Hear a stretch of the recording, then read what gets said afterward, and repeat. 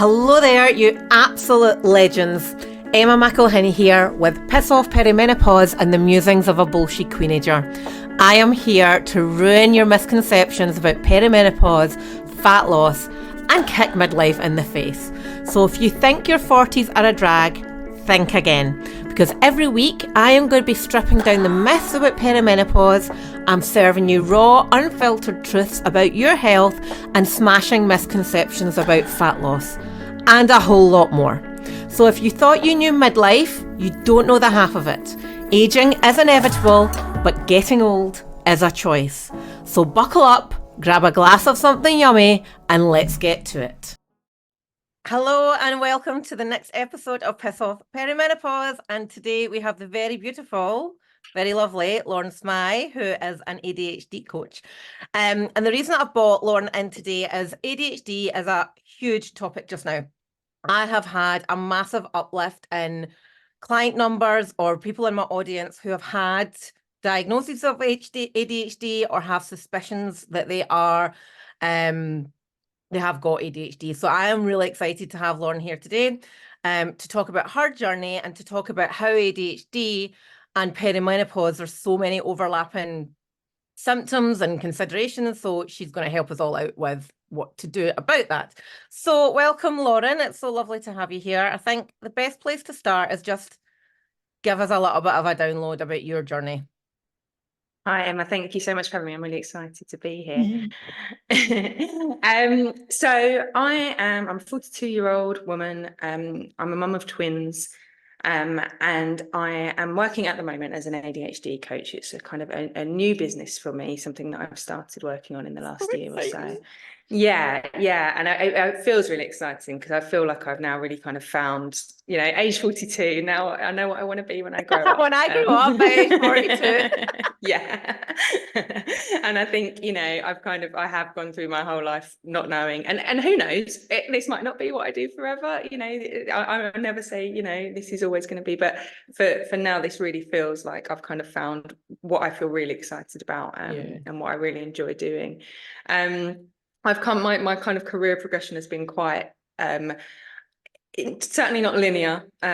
When you look at it, it kind of sort of makes sense, the next steps. But I started off, I did a degree in business management, boring, no kind of, idea where I was going to go with that. Then I did a postgraduate in law because I thought maybe I could be a lawyer, but then I didn't really want to do that in the end. I ended up working in banking in the city, just kind of, corporate life, which was fine, I met my husband there, so it could be worse things, I guess. Good things happen then. Yeah, but it obviously wasn't. I just found it boring. It just didn't interest me enough. I've taken some time out. I've been traveling around the world. I've done all sorts of things. When I came back from traveling, I decided to retrain as a teacher. So big part. I did not know that about you. So just wait, so audience, just so you know, like Lauren and I have met a few times before, so we do know each other. So when I go, I did not know that about you. Like this is not the first time we've met. So I know. Well, there's the download of everything. There's a lot, but so as a teacher, I taught for 7 years, mostly A-level, did business and economics, teaching at a kind of school near me, which was great. Again, for the time of my life, I enjoyed doing it. I like doing something different from the corporate life. It kind of felt like you're giving something back. There's all of that. But then while I was in my teaching career, I had my twin boys. So that was 10 years ago now.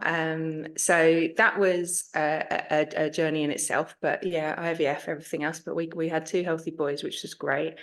And on maternity leave, when I was on maternity leave with the boys, because obviously that's the time to do it, I decided to set up a new business, making cakes.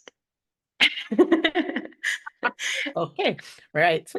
Those of you with ADHD or know anything about ADHD that are listening are probably kind of nodding and laughing, saying, why did we not spot the signs sooner? But anyway, all of this time I had no idea I had ADHD. This was completely, wasn't something I was looking for, searching for. It just, that was just my life. It was just the way it was.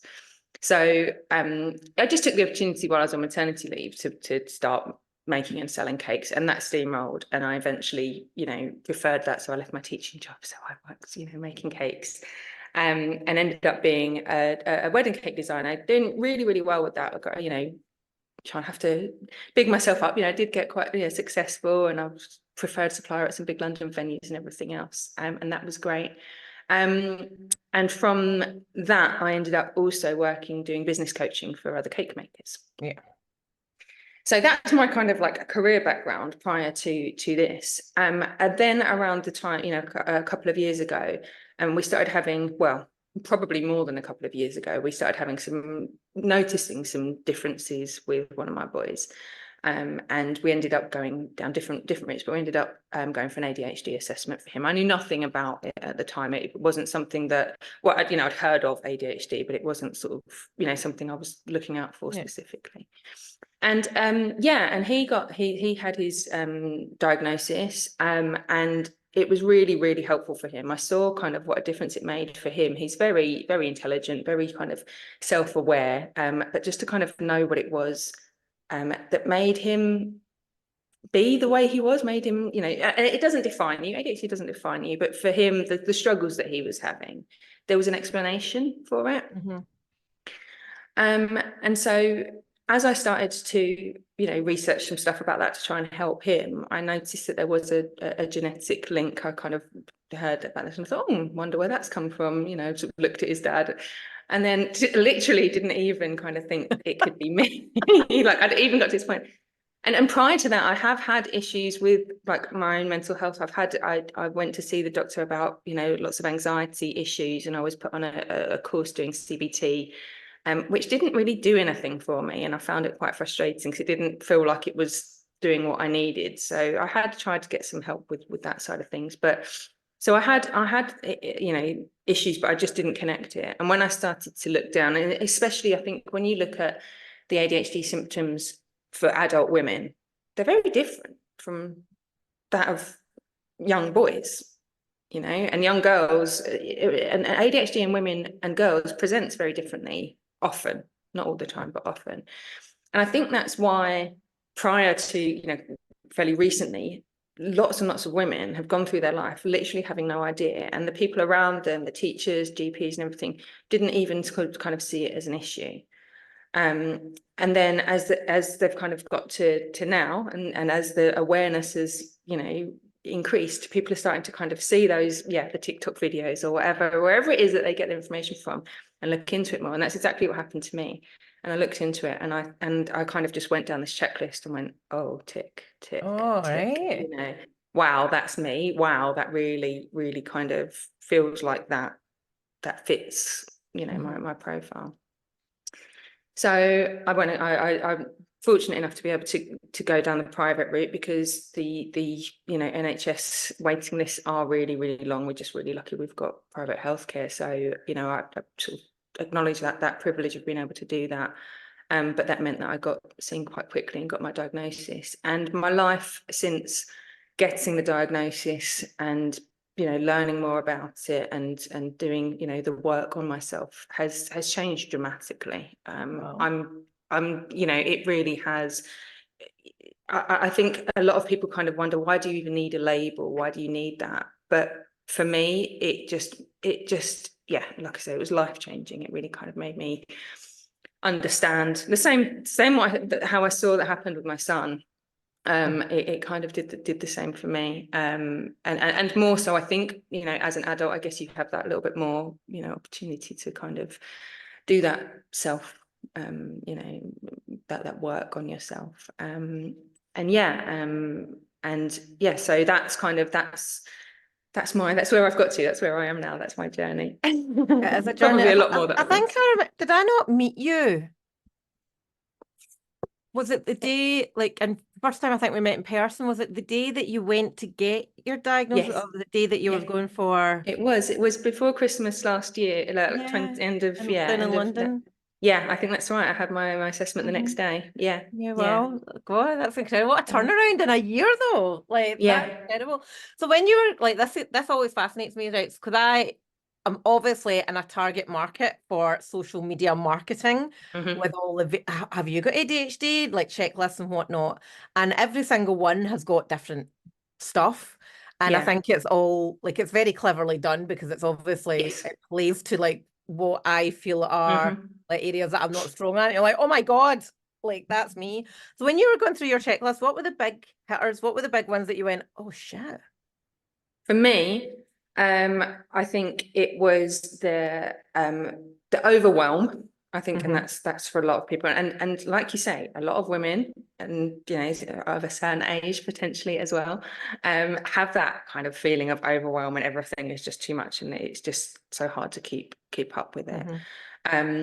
One of the things I'll tell you, there's a set criteria of things that need to be looked at, but in terms of things that perhaps come up that aren't necessarily on that, one of the biggest things I think that should be looked at, and I think they are looking at changing the criteria, especially for adult women, and I think that will happen soon, but is emotional dysregulation.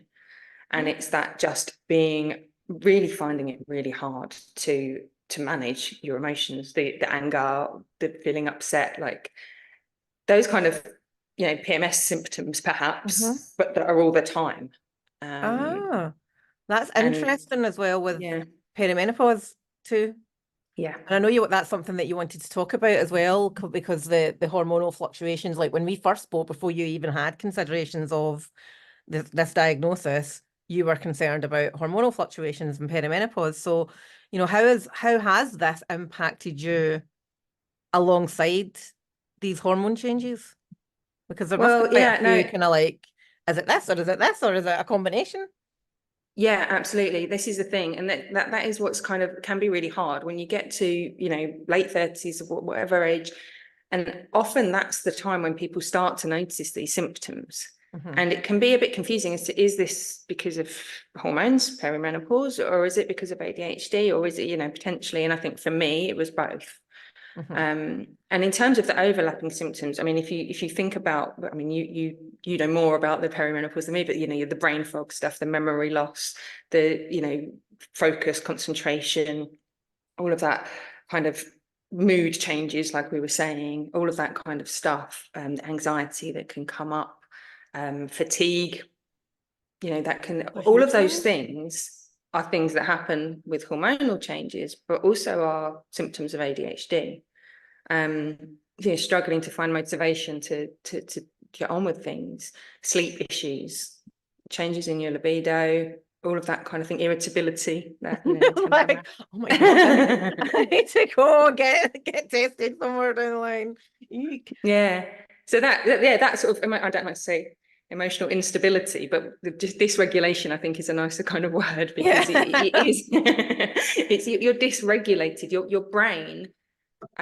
When you have ADHD, and also with that, reducing estrogen that happens as you kind of going into that period of your life, your brain is finding it harder to regulate itself and finding it harder to kind of pause and do all that, like let's think this through, let's, like it just kind of reacts quickly. And that can be, like, you say, it can be because of either of those things. What makes it difficult when you've got ADHD and you're entering that period of your life is that you almost get a double whammy, because you've got all of those things that you struggle with, all the executive functioning skills, memory, and all of that kind of thing. But you've also got the hormonal fluctuations that make that even harder. In terms of knowing whether it's one or the other, I mean, really, it's about going to see a doctor, to be honest. But if you're getting the things like the hot flashes and things like that are not so much, are not going to be kind of ADHD. There's probably other indicators of perimenopause, but it is. I think the other thing is that I think it's worth knowing that you can have ADHD your whole life, as I have, as I've explained, and not really even realize you've got it. And for some people, they might see some of these tick lists, like you said, or see some of these TikToks and that kind of thing, and go, oh yeah, I've got a lot of those symptoms, but it doesn't really affect me that much. Like, I'm fine.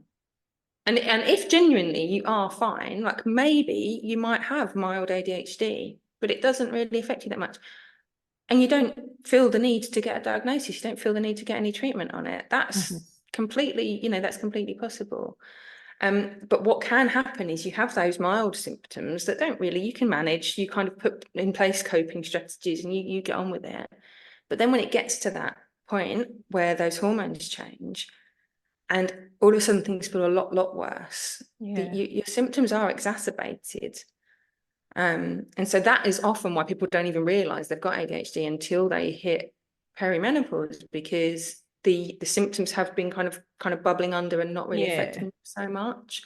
And you can, have treatment or whatever you kind of want, whatever you want to work on with your menopause symptoms, hormone replacement stuff, whatever it is that you're doing. But that is for that kind of period of your life, whereas ADHD is, a lifelong condition. So it might be that you want to look at some kind of treatment for the ADHD at the same time. And again, that can be difficult because obviously you've got two different practitioners that you're working with. You need to kind of make sure that they know, whoever it is that you're speaking to about your menopause stuff knows that you're looking at ADHD and vice versa, because if you're going to look at medication, then, how they work together. And I think, like, from a women's health point of view, I mean, it's only been in the last, 5 years that it feels like menopause has been taken seriously as a life-altering part of your life. And it's the same kind of timeline with ADHD as well. So like there's going to be, I suppose there is going to be elements of the luck of the draw of the support that you get in the medical profession. And that must be really hard to deal with. Like I don't know anybody that's had a terrible experience. I know lots of people that have had bad experiences, especially around their menopause healthcare. So when you add something else into the mix, if you don't have the support, it can make it a bit harder. So like in terms of, like, one of the things that we've been chatting about when we were talking about doing this podcast was around eating habits. And that's obviously a big, like, in perimenopause, but before perimenopause, most of the people in my audience have never had an issue losing weight. They've never really they can like moderate their eating for a couple of weeks. So maybe, just up their exercise a wee bit and then fine, maybe lost half a stone. Hitting perimenopause, your metabolism is changing, the hormones changes, where your store fat's changing, and obviously the quantity and the quality of your food becomes more important if you want to maintain your previous body composition. From an ADHD point of view, how does that impact on eating habits? So, big generalization, because obviously everyone with ADHD is different. But one of the things about ADHD is that there's a lack of a lower amount of dopamine in your brain, or it might be more about the way that dopamine kind of it moves around your brain differently. So often with having that kind of reduced dopamine, people with ADHD are chasing that more. They're looking for that kind of feel good hit, that thing that is going to kind of make them feel good, because they don't get it as much naturally. And they don't get it as much from the smaller things that other people might get. A small bit of chocolate might just satisfy it. But because it's something that's fluctuating so much within people with ADHD, there's often that chance of overeating, binging, that kind of thing, because it's a way to find dopamine. So it's something to look out for. And I know, I struggle with, and that impulsiveness is a huge thing with ADHD as well. Not thinking it through, even though cognitively you're fully aware that if I eat that whole chocolate bar, that whole packet of biscuits, that's not going to make me feel good, but it's not going to give me that immediately. It make me feel good for like a really small, and I know that, but it's just kind of it takes over. I really don't believe that if you've got ADHD, it means you can't do things that people haven't got ADHD. It just means it's harder. And I think it's really important to acknowledge that. It's one of the things that I've kind of been learning about myself is I don't like things to be hard. But that acceptance that it is harder.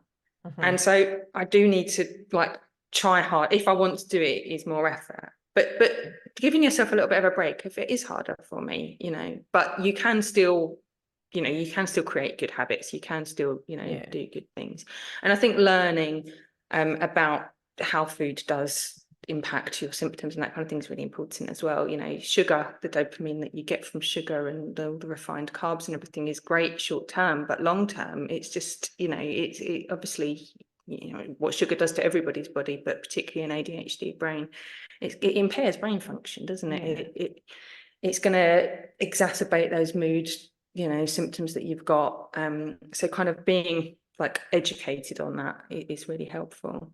The other thing to think, I'm personally not on medication at the moment. It's something I'm looking at, exploring. I haven't decided whether I want to or not, but one of the types of medication that you can have for ADHD is a stimulant medication, which can have, sometimes it can have kind of opposite effects in different people. Sometimes it can make them, really, really hungry, really excited, and so they will eat a lot. Sometimes it can make them just completely, forget that. That's quite a common thing, I think, with people that are on medication with ADHD. It also does suppress appetite, because it's kind of, some of them are, akin to like, so bearing in mind how your medication affects your eating habits as well is something to just kind of take into account. And that forgetting to eat, even if you're not on medication, one of the things that can happen with ADHD, although you get easily distracted, there's that kind of the squirrel thing, isn't it? Oh, you change your, like, whatever you're doing. There is also quite often you get the hyper focus. I don't know if you've heard of that, but it's for some, once you get going on something, once you've found something that you're interested in, like, you can't be distracted by anything. And the hunger cues and the, all of that just goes, it just disappears. You just get into like a tunnel, and you've got no idea of time passing. So again, if that is something that happens for you, you need to set reminders, you need to set alarms on your phone. It's lunchtime, have a drink of water, like have the water bottle on your table next to you where you can see it, so you do drink it, that kind of thing. So yeah, I've just got a glass, but yeah. The reminders everywhere. Absolutely true. And I think that a lot of people listening are business owners, typical achievers. I've got a lot of career women that will be listening as well. And I think a lot of people have been questioning, like, themselves, as you say. Maybe all these perimenopause changes have alerted them to the fact of, oh my God, this doesn't seem right. And it kind of, some of these things that you're saying will definitely stand out. But the thing to remember is, like, you can be hyper focused and not have ADHD. Like, you can have like some of these things and not have ADHD. So it's, just doing your own research as much as possible, rather than just slapping a tag on yourself. And because I think that's probably quite prevalent just now as well. Just people saying, oh, I think I've got ADHD, and it gives me permission to do or not do X, Y, and Z. That can come across. So from your point of view, right? So what tools, you said you're not on medication, so what tools and strategies are working for you? Like, obviously you'll be different from anybody else, but what's working for you? For me, it started with going a bit on a hyper focus rabbit hole of finding out as much as I could about it, because I think, if this is going to be part of my life, then I need to kind of understand it as much as I can. And the self-awareness that kind of comes from that. I've been working with a coach, and I can't, the difference that has made. You can have your own self-awareness and you can go through it all yourself, and sometimes that's enough for people. But to have someone else, my coach has got ADHD herself, so she understands it. It's not just there's definite benefits of working with a business coach for that side of things, but to actually understand my ADHD and work out, as you said, it affects people differently, and different people will have different strategies that work for them. It is such a personal thing. So that opportunity to explore what it is about my ADHD that I struggle with, also to kind of look up, what's, I don't subscribe to the whole notion of it being a superpower, but there are strengths. Like, having ADHD means that I probably, most of the things I've done, I wouldn't have been able to do if I didn't have ADHD. In terms of that focus, like, although it's hard to focus on the small things, that determination, that hyper focus of getting, started on new businesses, just kind of all of that, being able to kind of do something new and work really hard and stuff. So that's really good. So that kind of side of things, I think learning about yourself and working with a coach really is my biggest thing that I would say, and taking things kind of one step at a time, which is hard to do when you've got ADHD anyway. My one thing is 75 things. Yeah, and that's it. And then once you and it can be a problem once you start learning about things, you're like, oh, there's this and there's that and there's that, and now I know I'm bad at this, or now I know that I need to do more of this. You kind of have all of those things, but again, I think working with a coach has helped, because she's kind of helped me go slowly with it, and like, okay, so what's the first thing, what's the biggest thing that you struggle with? I actually, before I even realized I had ADHD, but I was aware of how often I was forgetting appointments and missing things, and how kind of bad that made me feel about myself. That self-esteem hit that always took every time I kind of let somebody down or let myself down by missing something. It probably wasn't as bad as it felt in my head, but so just silly things like I got everything over to a Google Calendar rather than having a paper calendar and then losing the paper calendar, or putting different things. Or I'd be out and someone would say, oh, let's meet up and do that, and I couldn't write it on my paper calendar because I was at home. I am, I hate how much I'm attached to my phone, but my phone is like my working memory, so I have it all there. I can't remember. I used to think to myself, I'll remember that. Oh yeah, we said we'll go for lunch next Friday. I'll do that.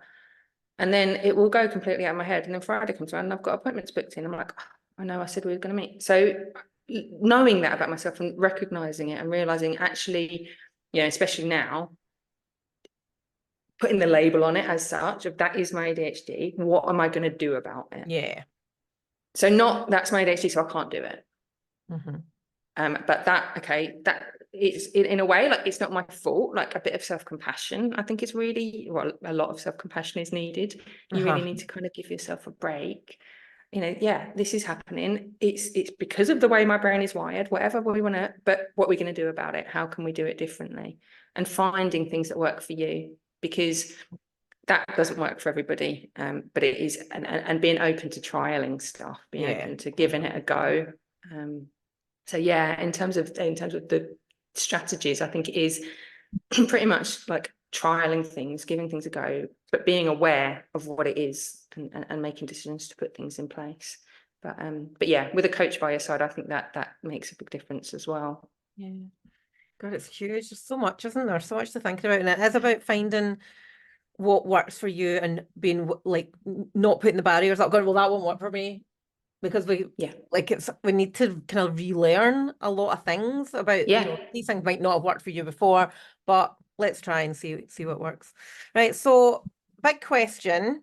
You took us through a bit of your career history. You've been a teacher, nearly a lawyer.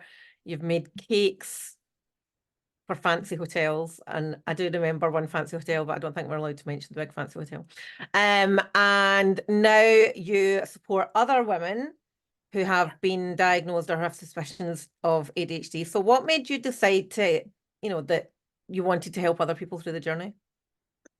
It is a bit kind of cliche, I guess, but it is that the transformative nature of having a coach myself, of having that support, and what a difference I've seen that's made to my life. I know that does sound a bit cheesy, but it is kind of, I want to be able to help people do that.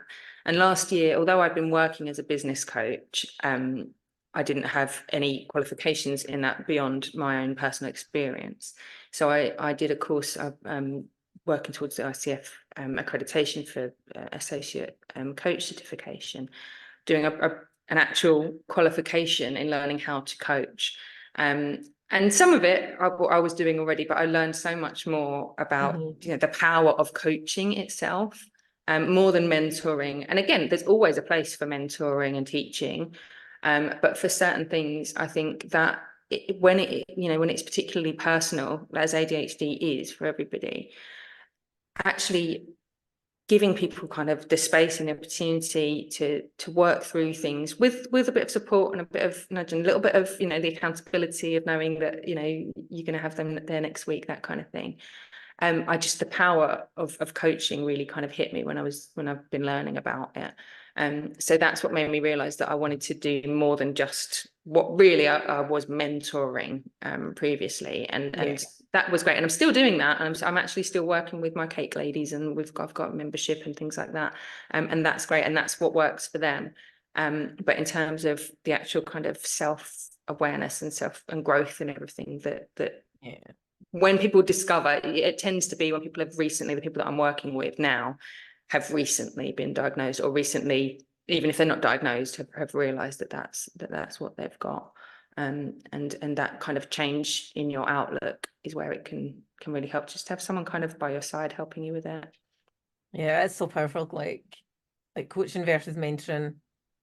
I think when it comes to things that are so personal and so unique, like coaching is, you need to get in, you need to be with the person, you need to have that connection, be able to ask sometimes really hard questions and try different things, and it's getting out of a comfort zone, but having somebody beside you to lean on. What I always say to my clients, I was like, well, I'm just shining the torch in the path. You still have to do the walking. Like I'm just shining you the right way to do it. It's so incredible.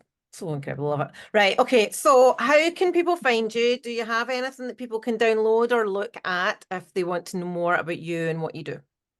Yeah, so I've got a website, it's laurensmy.co.uk, and there's resources on there, free resources that you can download or sign up to my newsletter.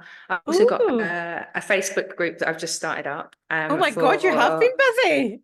Yeah, ADHD entrepreneurs. It's called ADHD Busy Bees.